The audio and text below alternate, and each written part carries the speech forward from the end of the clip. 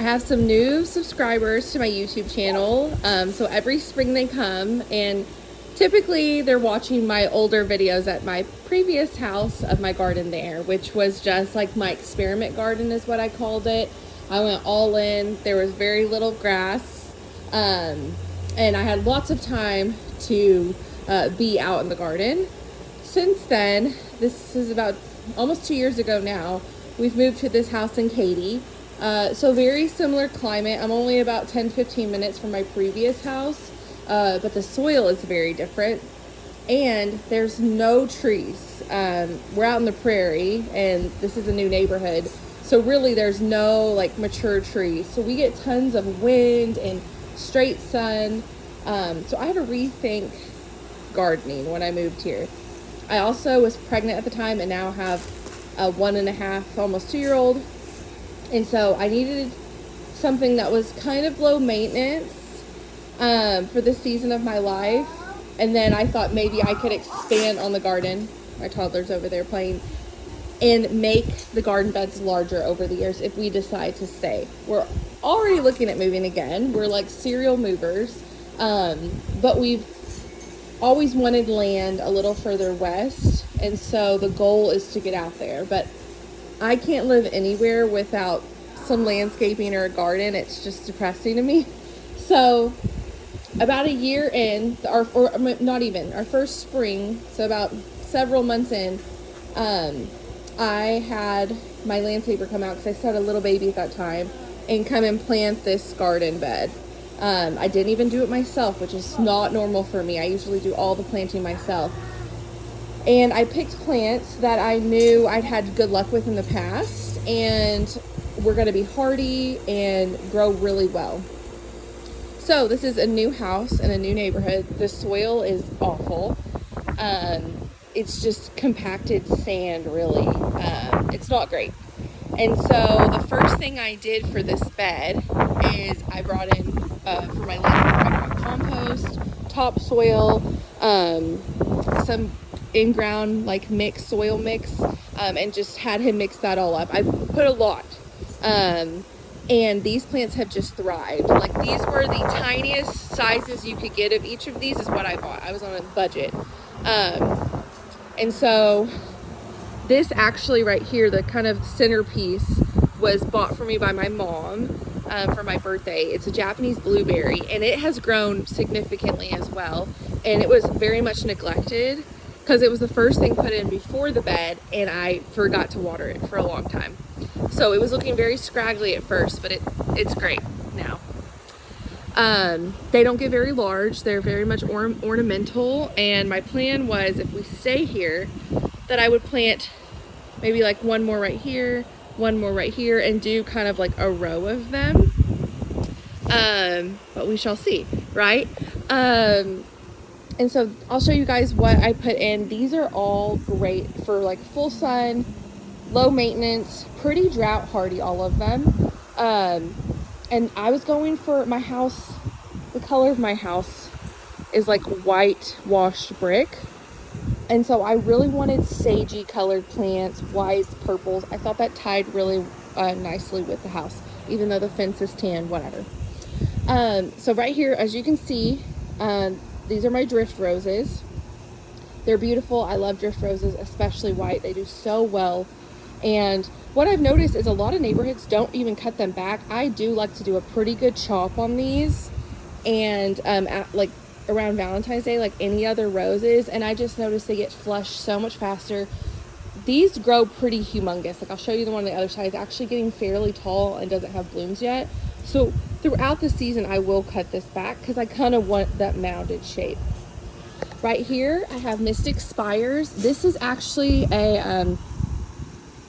this is like a runner from the original plant that I planted back here, which hasn't even bloomed yet. And so it just sprouted up in the fall, and I was going to dig it up and maybe move it in front of the tree right here, but for right now, I'm just leaving it. I love Mystic Spires. It's one of my favorite plants, like hands down. It blooms all season. It gives you that bright punch of color.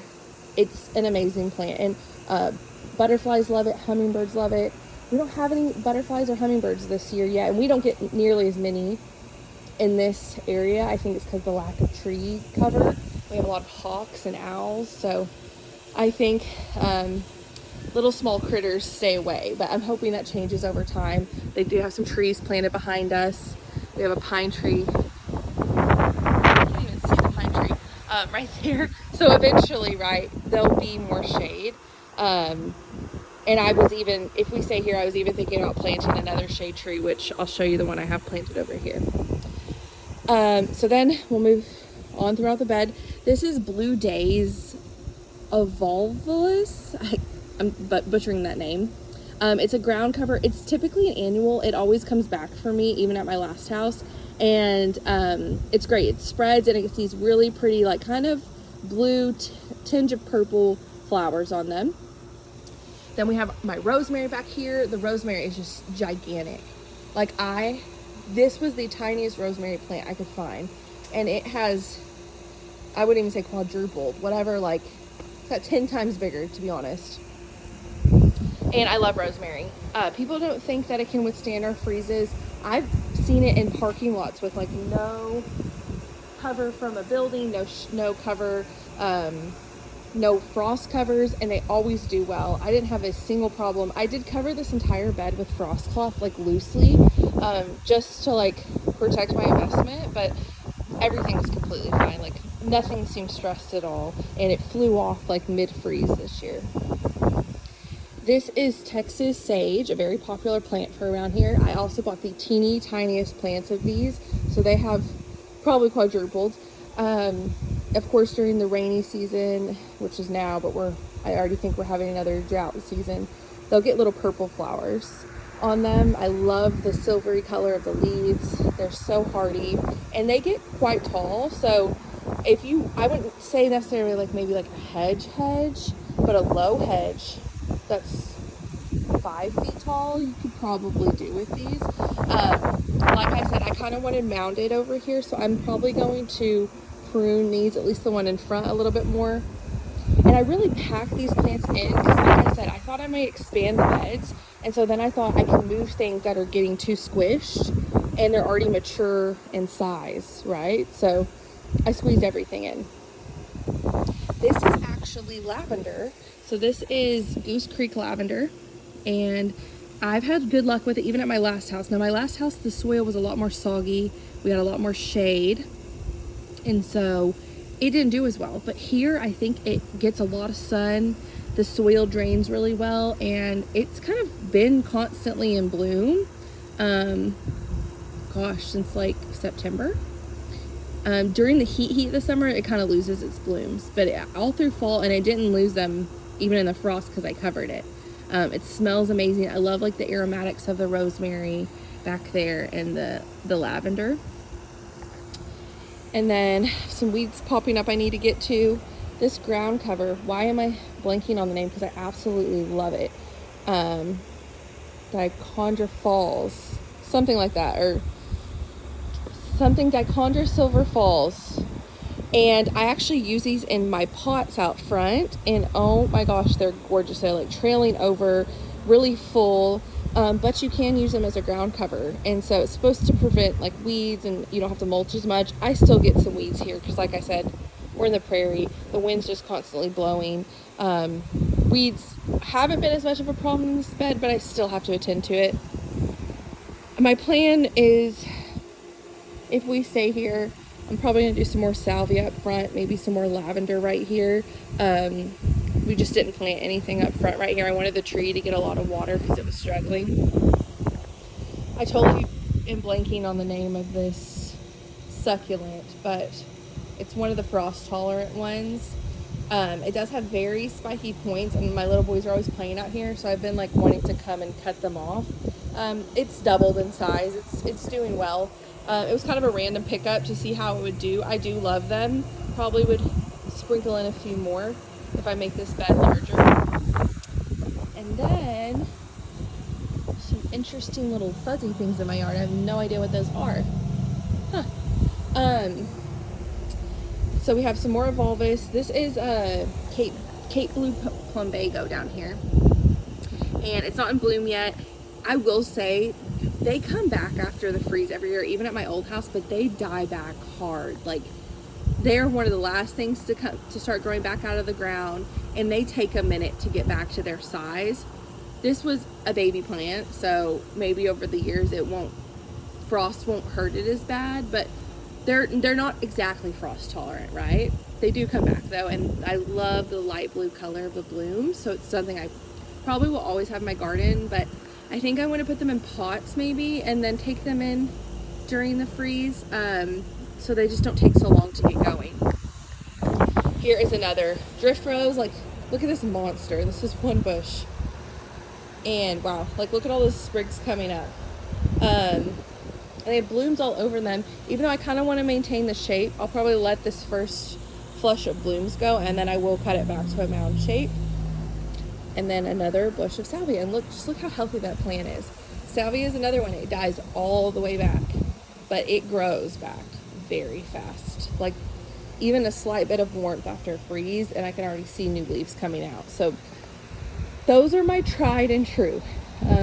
Texas sage, mystic spires, rosemary, drift rose, and even Goose Creek lavender. I think if you have well-draining soil, this is a great, like, low maintenance bed to get started with, and that you can, like, trust will look good year after year. And I think it's a little unique. You do see Texas sage a lot. I guess you see mystic spires, but I think this mix gives a really good, almost like Mediterranean feel is what I was going for, with the colors, and I think it'll be more beautiful obviously once things are in bloom. But if you're looking for something, if you're a beginner gardener, these are beginner gardener approved. Now over here, I totally skip out on the name of this every time I get it, but my mom actually has one of these. She lives in Katy as well, but in an older neighborhood. She planted it maybe like 15 years ago. It is a full-size tree. It is a monster. It's 20 feet tall, like 10 times wider than this. And she planted it the same way I did, like to cover up her utilities boxes. And so I know that it will become a hedge over time, right? And I try to plant things in mind that we may be here for a while. And I'm always of the thought that, like, I don't want to wish I'd planted something that needed to get established, and then, you know, it takes forever for it to mature and look good. So I planted that. It was on sale, I think, at Houston Garden Center for like $20. It was a good size. All of this red stuff is new growth. I can't remember the name. I'll put it in the description. But it's fairly common if you're in the Houston area to find these at the Houston Garden Center. Over here, this is a butterfly bush. I neglect this thing. I forget to water it. I probably need to come back and water it. So all of these are like, gosh, focus. These are like dead blooms, but you can see I'm getting one back there.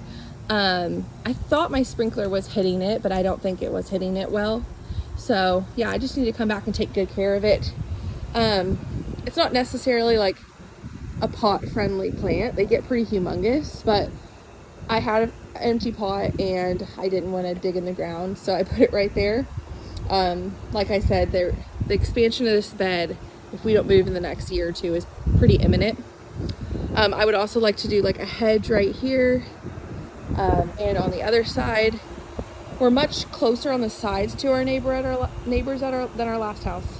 Like our last house, I literally had vegetable garden beds on the sides of the house, and we do not have room here. But I would like to even try to squeeze even like a Japanese blueberry or something like down in front of the windows on the house, because there's like no privacy. And then I'll show you guys the tree I planted. I actually worked with a local guy, a real-time tree specialist. He has the most beautiful trees. I think his rates are fantastic, like for the tree and for planting it. And they stake it and everything, which the rope did break off like about 6 months after it was planted. Gosh, it's very bright. But it was about $350, and I think this was a, gosh, 45-gallon tree, 30-gallon. But I thought it was great for what the ones I was looking at to buy on my own. And then I just knew getting out here and digging the hole was going to be a pain. He came and brought it, delivered it. They were done fairly quickly. He also was good at advising like what kind of tree would be good for my small backyard. I still wanted a true shade tree. So this is a Monterey oak, and I went with this one. I like live oaks, but Monterey oaks grow a little faster. And I really loved the bark and the leaves on this. I thought it had a more unique look, and full grown Monterey oaks are just gorgeous. So then again, I planted keeping in mind that if I'm here in 10 years, even 5 years, I'll be so happy that I planted this tree and have shade from it. And hopefully the next owner appreciates that as well if we do move. And so, yeah, it does lose its leaves very briefly, and then it comes back, and there's no more left, but it comes back with these like reddish pinkish little soft leaves, and even the mature leaves are a little soft right now. And then within a week, it's all green and lush. And I planted this last year sometime. I don't know if it's even been a full year, and it's already grown easily a foot or two. But you know, trees take forever. So very happy with that. This is another view of my yard. I don't have as much going on, obviously, as my last garden, but I'm very happy with it. I'll have to do another tour maybe when the sun goes down, or starting to go down. We actually are facing west here, so we get beautiful sunsets in the backdrop. And then once everything's blooming, I think I'll do another tour as well. So yeah, I haven't planted up my pots yet. That's something I would like to get working on. This is society garlic. I kind of did some random plantings around this little, we have a cowboy pool. Hi baby. And yeah, so this plant was a Duranta tree, and I should have protected it. I knew it wasn't really frost tolerant. It has the most beautiful little purple hanging blooms. It was like a little miniature tree. It's gone now. It's not coming back. But you live and you learn. I have some other things growing back. I can't remember what that plant is. It's some kind of native, and it has like red little spires on it. And then that little bit of grassy patches, those are Gulf muley grass. So this was definitely a test, planting things in the gravel. What would work? How is it retaining water? It retains a lot of water. So any plants like bulby plants, they actually love it. Like I have some lilies, some kind of lilies over here, and they love it. They'll bloom fairly soon. And then this is actually one of my favorite plants. It's a Rose of Sharon, but it's the white chiffon. So at my old house I had the purple pillar, loved it, bloomed constantly. This one is the white one. This is a soggy area, very soggy. And so I planted this here knowing that the other one did well in like the swampy side of my yard.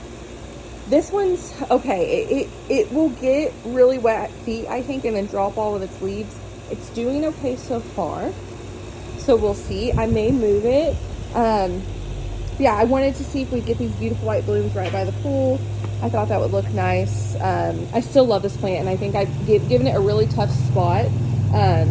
So don't take this as like my advertisement. Go look at my old videos in my old yard, and my purple pillar there was just absolutely gorgeous.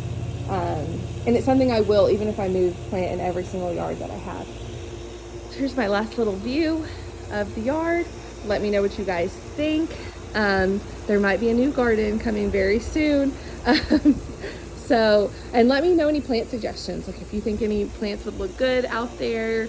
If you have any questions about plants that I have, nurseries that I frequent. I have some new nurseries that I've been going to near Katy, so I can help with some suggestions there. But I hope you guys are enjoying this beautiful spring weather in Houston.